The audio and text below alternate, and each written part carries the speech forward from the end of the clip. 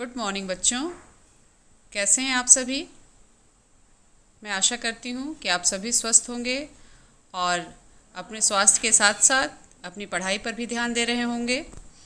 आइए बच्चों, हम फिर से अपनी शुरुआत करते हैं और फिर आज हम इतिहास का पहला अध्याय, जिसका नाम है ईंट मनके तथा अस्थियाँ, इसके दूसरे भाग को पढ़ेंगे। पिछले भाग में मैंने आपको हड़प्पा सभ्यता के जीवन निर्वाह के तरीके और वहाँ के सामाजिक जीवन और शिल्पकला आदि विषयों की जानकारी दी थी। एक महत्वपूर्ण बात है, आप ध्यान दीजिएगा। इस वीडियो के अंत में मैंने इस पाठ से संबंधित कुछ प्रश्न दिए हैं, आप उन्हें ज़रूर देखिएगा और उसे लिखने का प्रयास करिएगा। अब हम उससे आगे बढ़ते हुए वहाँ के व्यापार संबंधी नीतियों की चर्चा आपसे करेंगे।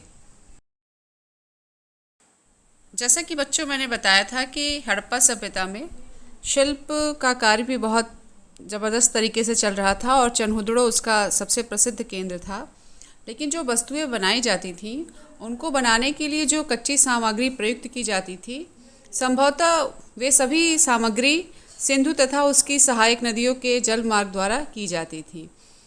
कहीं कहीं से बैलगाड़ियों की मिट्टी से बने खिलौने ये संकेत देते हैं कि ये सामान तथा लोगों के लिए स्थल मार्ग परिवहन का एक महत्वपूर्ण साधन था, यानी स्थल मार्ग से यात्रा उस समय आसानी से की जा सकती थी। बच्चों, कच्चे माल की प्राप्ति के लिए हड़प्पा सभ्यता के लोगों ने कुछ अपने व्यापारिक केंद्र बना लिए थे और उन व्यापारिक केंद्रों पर जिस चीज़ की प्रचुरता आसानी से मिल जाती थी उन्हीं जगहों पर उन्होंने अपनी बस्तियां बसा ली थी। जैसे नागेश्वर व बालाकोट से शंख, अफ़गानिस्तान में शोरतघुई के समीप नीली लाजवर्त मणि, लोथल में कॉर्नेलियन के लिए और दक्षिणी राजस्थान एवं उत्तरी गुजरात में सेलखड़ी के लिए बस्तियां बसाई गई थीं। इसी के क्रम में राजस्थान के पास एक जगह है खेतड़ी, वहाँ से तांबा प्राप्त करने के लिए वहाँ पर भी एक बस्ती बना ली गई थी। पुरातत्वविदों ने खेतड़ी को गणेश्वर जोधपुर संस्कृति का नाम दिया है। ऐसा क्यों? बच्चों, यहाँ पर जो मृदभांड या इस संस्कृति के जो मृदभांड मिले हैं वो हड़प्पा मृदभांडों से बिल्कुल ही अलग हैं और यहाँ की जो तांबे की वस्तुएं हैं वो असाधारण थी और हड़प्पा सभ्यता में यहाँ से तांबे का व्यापक पैमाने पर आयात किया जाता था। आइए अब हम हड़प्पा सभ्यता के व्यापार के विषय में जानेंगे कि सुदूर क्षेत्रों से उनका संपर्क कैसे था, जैसे मेसोपोटामिया या अन्य देशों से उनके व्यापार की क्या प्रक्रिया थी। बच्चों, कुछ पुरातात्विक खोजों से ये ज्ञात होता है कि हड़प्पावासी उस समय दक्षिणी पश्चिमी छोर पर स्थित ओमान से कच्चे माल का आयात करते थे। ओमान से प्राप्त तांबे और हड़प्पा के तांबे की वस्तुओं में निकेल के अंश मिले हैं। निकेल एक धातु होती है और इससे ये पता चलता है कि दोनों के बीच व्यापार की स्थिति बहुत ही अच्छी थी। आप सभी इस मानचित्र को ध्यान से देखें। इस मानचित्र में जो भी आपको पिंक जगह मिल रही है, इसको मैंने रेड लाइन से सर्कल कर दिया है और ये वही क्षेत्र है जहाँ से हड़प्पा सभ्यता का व्यापार उस समय होता था। बच्चों, ओमान से एक ये हड़प्पा काल का एक मर्तबान भी प्राप्त हुआ है और यह काली मिट्टी की परत चढ़ा एक मर्तबान है और ऐसा माना जाता है कि ऐसी मोटी परत तरल पदार्थों के रिसाव को रोक देती है और हड़प्पा सभ्यता के लोग इनमें रखे सामान का ओमानी तांबे से विनिमय किया करते थे। ऐसा इन साक्ष्यों से या उत्खनन से ज्ञात होता है। बच्चों, यहाँ पर कुछ मोहरें हैं जिसके बारे में मैं आपको ये बताना चाहूँगी कि ये मोहरें मेसोपोटामिया के लेखों से प्राप्त हुई हैं और जिनसे तांबे के आगमन के सूचना मिलती है। आप जो ये पहली मोहर देखेंगे जिसको मैंने रेड से सर्कल किया है, इसमें ये मेसोपोटामिया से प्राप्त एक मोहर है जिस पर कुबड़दार वृषभ का चित्रांकन किया गया है। दूसरा है जिसको मैंने पर्पल कलर से सर्कल किया है, ये बहरीन में मिली गोलाकार मुहर थी जिस पर स्थानीय बाट हड़प्पाई मानक का अनुसरण कर रहे हैं। तीसरा चित्र जो मैंने ग्रीन से अंडरलाइन किया हुआ है, ये नाव के चित्र वाली मुहर है जिससे हड़प्पा सभ्यता के व्यापार का या जल मार्ग द्वारा किए गए व्यापार का हमें पता चलता है। जिन चित्रों को आपने देखा, ये मेसोपोटामिया में ओमान के लिए मगान, बहरीन के लिए दिलमुन तथा हड़प्पा के लिए मेलुहा शब्दों का प्रयोग किया गया था। मेलुहा हड़प्पा को नाविकों का देश कहा गया है और मेसोपोटामिया की मोहरों में कहीं कहीं पर जो मैंने अभी आपको कुबड़दार बैल का चित्र दिखाया था वो उत्कीर्ण मिले हुए हैं। अगला टॉपिक है मोहरें, लिपि तथा मोहरें और मुद्रांकन। ये हमारा अगला टॉपिक है।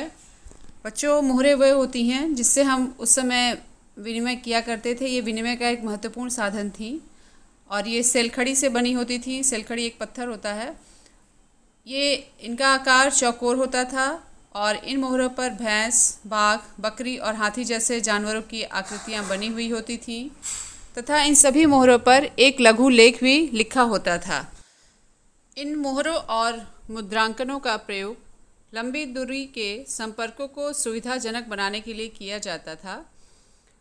जैसे सामान से भरा एक थैला एक स्थान से दूसरे स्थान तक भेजने के लिए उसके मुंह को रस्सी से बांध दिया जाता था और फिर उसकी गांठ पर थोड़ी गीली मिट्टी जमाकर एक या अधिक मोहरों से दबाया जाता था और जब दबाया जाता था तो इस गीली मिट्टी पर मोहरों की छाप पड़ जाती थी और इस तरीके से ये अपने गंतव्य तक पहुंचाया जाता था और एक तरीके से सील किया गया था और उसके साथ अगर कोई भी छेड़खानी होती थी वो इस सील के टूटने से पता चल जाती थी। एक तरीके से ये वस्तु की सुरक्षा के लिए अपनाई गई उस समय की आधुनिक टेक्नोलॉजी थी। बच्चों, अब मैं आपको हड़प्पा सभ्यता के लिपि के विषय में बताऊंगी। लिपि से आप भली भांति परिचित हैं, हम सभी देवनागरी लिपि का प्रयोग करते हैं। इसी तरह हड़प्पा सभ्यता की भी अपनी एक लिपि थी और यह लिपि सांकेतिक थी जिसे आज तक पढ़ा नहीं जा सका है।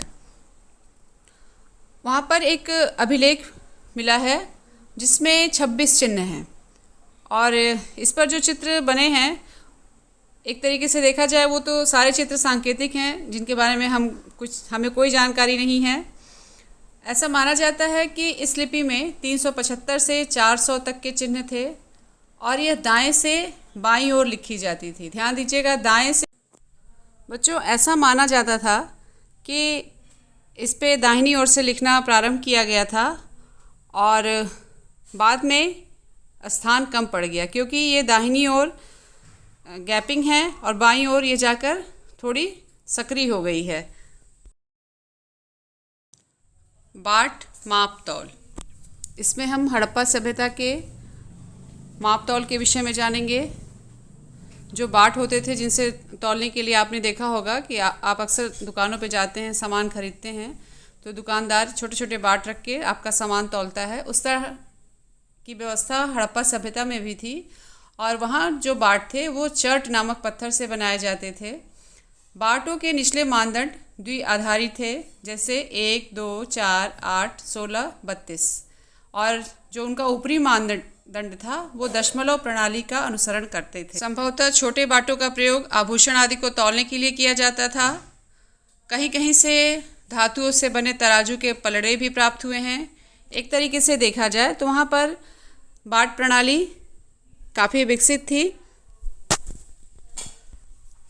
आइए अब हम हड़प्पा सभ्यता के शासन व्यवस्था के विषय में कुछ जानकारी हासिल करते हैं।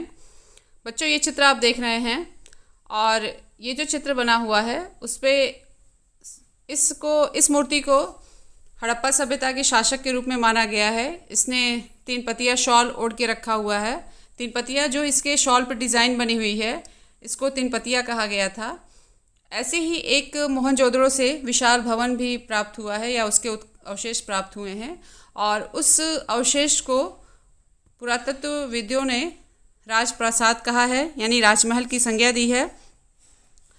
एक तरह से देखा जाए तो हड़प्पा में कोई शासक वर्ग नहीं था और यहाँ सभी लोग समान सामाजिक स्थिति की जीवन जी रहे थे। यहाँ से प्राप्त साक्ष्यों के आधार पर यह कहा जा सकता है कि हड़प्पा सभ्यता का शासन स्वरूप निश्चित था और प्रशासन अत्यधिक कुशल एवं उत्तरदायी था। यहाँ के सुनियोजित नगर, सफाई व्यवस्था, उन्नत सड़कें, विकसित उद्योग धंधे इस बात का प्रत्यक्ष उदाहरण हमारे सामने प्रस्तुत करते हैं। बच्चों, अगला महत्वपूर्ण टॉपिक है सभ्यता का अंत।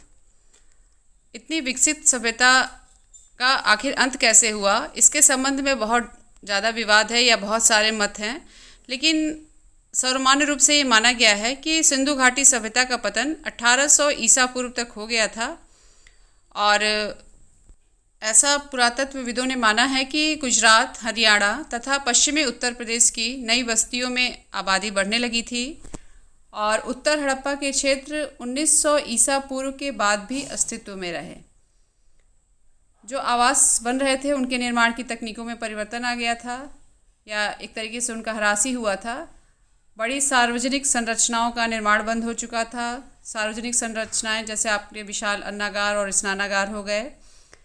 और इस संस्कृति को इतिहासकारों ने उत्तर हड़प्पा संस्कृति का नाम दिया था। ये उत्तर हड़प्पा संस्कृति ये ग्रामीण जीवन शैली की ओर संकेत करती है।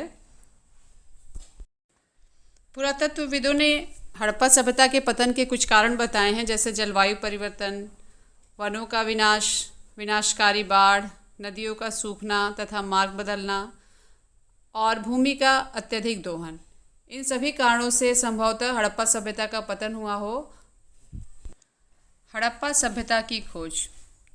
बच्चों, अभी तक हम लोगों ने हड़प्पा सभ्यता की विशेषताओं से संबंधित कई तथ्यों को जाना और इस पाठ के अंत में हम ये जानेंगे कि हड़प्पा सभ्यता की खोज कब और कैसे हुई थी।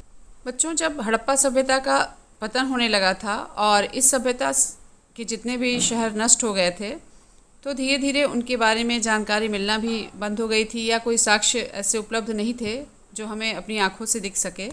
लेकिन 7वीं शताब्दी में पंजाब प्रांत के लोगों ने जब घर बनाने के लिए और ईंटें बनाने की कोशिश की और ईंट बनाने के लिए उन्होंने मिट्टी की खुदाई की, तब उन्हें कई ईंटें प्राप्त हुई खुदाई में और उन्हें बड़ा आश्चर्य भी लगा। चार्ल्स मैसन ने 1826 में इस सभ्यता को पहली बार खोजा था। कनिंघम का भ्रम, ये हमारा नेक्स्ट टॉपिक है। इनका पूरा नाम अलेक्जेंडर कनिंघम था और ये भारतीय पुरातत्व के जनक भी कहे गए हैं। इन्हें हड़प्पा सभ्यता को लेकर एक भ्रम हुआ और ये उसके महत्व को नहीं समझ सके थे। आइए उस पर हम चर्चा करेंगे। जनरल कनिंघम ने 19वीं शताब्दी के मध्य में अपने पुरातात्विक उत्खनन आरंभ कराए थे और कनिंघम ने अपने सर्वेक्षणों के दौरान मिले अभिलेखों का संग्रहण, प्रलेखन और अनुवाद भी किया था। उनके वृत्तांत में लगभग 6वीं शताब्दी ईसा पूर्व से 4वीं शताब्दी ईस्वी तक की घटनाएं थी और इन्होंने इस समय की घटनाओं को विशेष महत्व भी दिया था और उनका ये मानना था कि भारतीय इतिहास का प्रारंभ गंगा की घाटी में पनपे पहले शहरों के साथ हुआ था। जब उत्खनन प्रारंभ हुआ तो उससे मिली सामग्री जनरल कनिंघम के पास पहुंची, लेकिन कनिंघम उन वस्तुओं के महत्व को समझ नहीं पाए थे।